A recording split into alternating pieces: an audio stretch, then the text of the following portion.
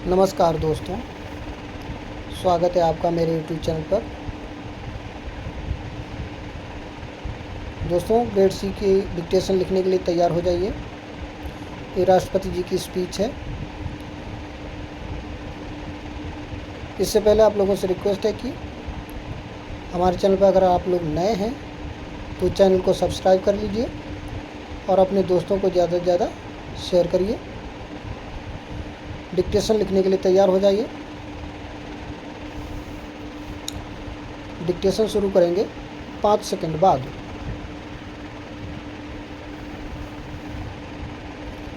माननीय सदस्यगण, भारत जैसे देश की आर्थिक उन्नति मध्यम वर्ग मिडिल क्लास की आकांक्षाओं और उनकी पूर्ति से परिभाषित होती है। मध्यम वर्ग जितने बड़े सपने देखेगा, देश उतनी ही ऊंची उड़ान भरेगा। मेरी सरकार ने मुक्त स्वर से मध्यम वर्ग के योगदान को न केवल स्वीकारा है बल्कि हर मौके पर उसे सराहा भी है। सरकारी कर्मचारी भी मिडिल क्लास के अहम प्रतिनिधि हैं। हाल ही में मेरी सरकार ने सरकारी कर्मचारियों के कल्याण के लिए 8वें वेतन आयोग के गठन का निर्णय लिया है। ये निर्णय आने वाले वर्षों में सरकारी कर्मचारियों के वेतन में बड़ी वृद्धि का आधार बनेगा। केंद्र सरकार के लाखों कर्मचारियों को यूनिफाइड पेंशन स्कीम के तहत 50% सुनिश्चित पेंशन देने का निर्णय भी लिया गया है, जिसका व्यापक स्वागत हुआ है। मध्यम वर्ग का अपने घर का सपना पूरा करने के लिए भी मेरी सरकार प्रतिबद्ध है। रेरा जैसा कानून बनाकर मध्यम वर्ग के सपने को सुरक्षा दी गई है। घर के लिए लोन पर सब्सिडी दी जा रही है। उड़ान योजना ने लगभग 1.5 करोड़ लोगों का हवाई जहाज में उड़ने का सपना पूरा किया है। जन औषधि केंद्र में 80% रियायती दरों पर मिल रही दवाओं से देशवासियों के 30,000 करोड़ रुपए से ज़्यादा बचे हैं। हर विषय की पढ़ाई के लिए सीटों की संख्या में कई गुना बढ़ोतरी का बहुत लाभ मध्यम वर्ग को मिला है। राष्ट्र निर्माण में करदाता के योगदान को मेरी सरकार ने सम्मान देते हुए टैक्स से जुड़े मसलों को आसान किया है। टैक्स विवादों को कम करने के लिए फेसलेस मूल्यांकन की शुरुआत कर पारदर्शिता बढ़ाई गई है। अब देश में 75 वर्ष से अधिक उम्र के वरिष्ठ नागरिकों को जिन्हें सिर्फ पेंशन मिलती है, आयकर रिटर्न दाखिल करने के संबंध में स्वयं निर्णय लेने का अधिकार दिया गया है। माननीय सदस्यगण, मेरी सरकार महिलाओं के नेतृत्व में देश को सशक्त बनाने में यानी वुमेन लेड डेवलपमेंट में विश्वास करती है। नारी शक्ति वंदन अधिनियम के द्वारा लोकसभा और विधानसभाओं में महिलाओं के लिए आरक्षण इस दिशा में एक महत्वपूर्ण कदम है। राष्ट्रीय ग्रामीण आजीविका मिशन के तहत 91 लाख से अधिक स्वयं सहायता समूहों को सशक्त किया जा रहा है। देश की 10 करोड़ से भी अधिक महिलाओं को इसके साथ जोड़ा गया है। इन्हें कुल 9 लाख करोड़ रुपए से अधिक की राशि बैंक लिंकेज के माध्यम से वितरित की गई है। मेरी सरकार का लक्ष्य देश में 3 करोड़ लखपति दीदी बनाने का है।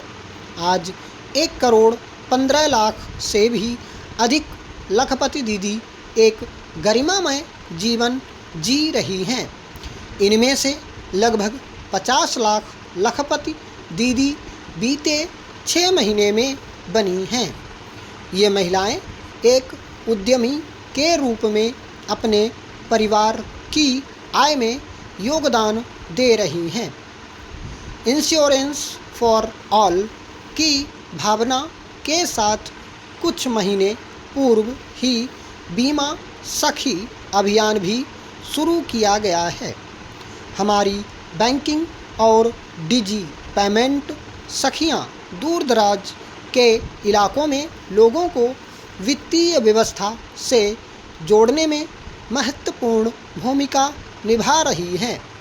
कृषि सखियां नेचुरल फार्मिंग को बढ़ावा दे रही हैं और पशु सखियों के माध्यम से हमारा पशुधन मजबूत हो रहा है।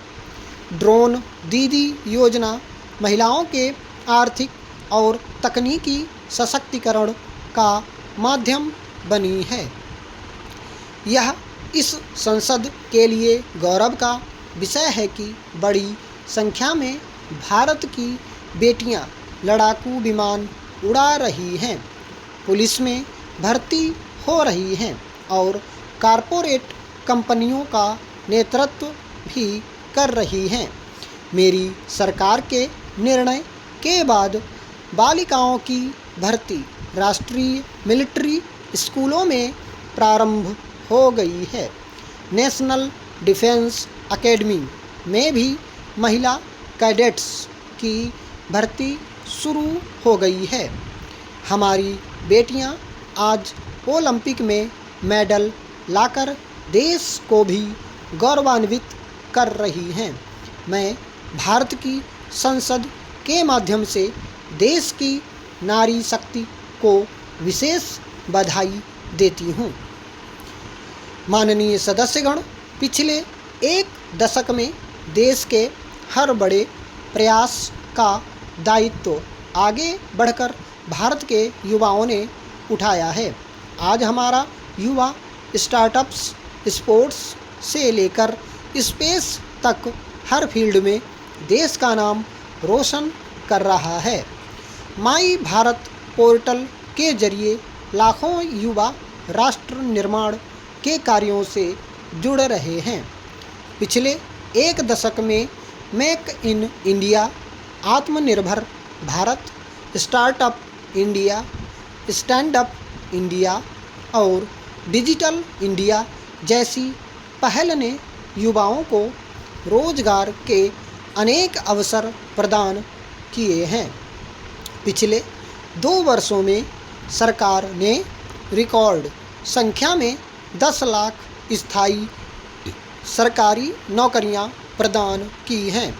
मेरी सरकार ने युवाओं के बेहतर कौशल और नए अवसरों के सृजन के लिए 2 लाख करोड़ रुपए का पैकेज स्वीकृत किया है।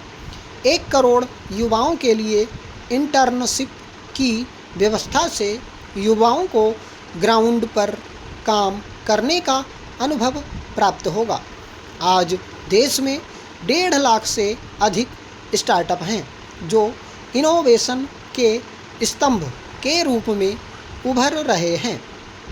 1000 करोड़ रुपए की लागत से स्पेस सेक्टर में वेंचर कैपिटल फंड की शुरुआत की गई है। QS world future skill index 2025 में भारत विश्व में दूसरे नंबर पर पहुंच गया है।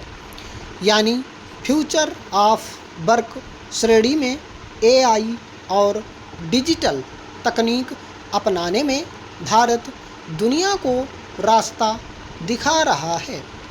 ग्लोबल इनोवेशन इंडेक्स में भी भारत की रैंकिंग 76 से सुधरकर 39 हो गई है।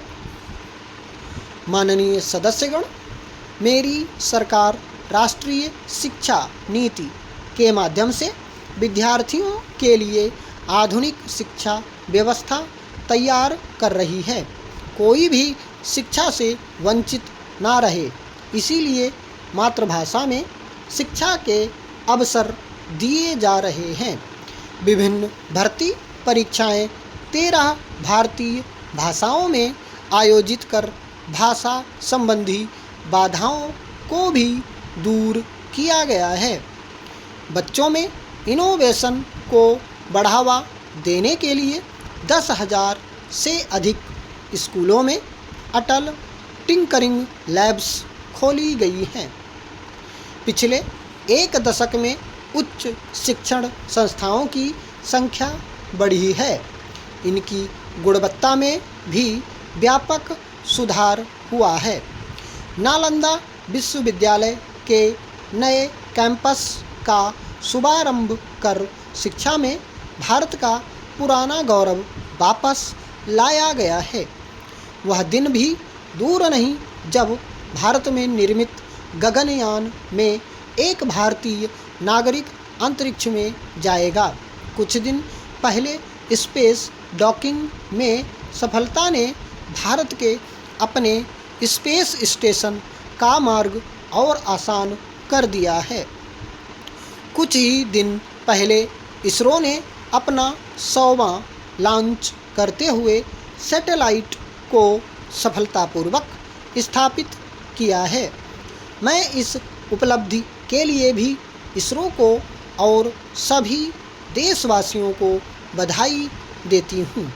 मेरी सरकार ने देश में विश्व स्तरीय स्पोर्ट्स वातावरण बनाने की दिशा में खेलो India scheme, target Olympic podium scheme यानी राष्ट्रीय स्पोर्ट्स यूनिवर्सिटी स्थापित करने जैसे कई कदम उठाए हैं। स्टॉप।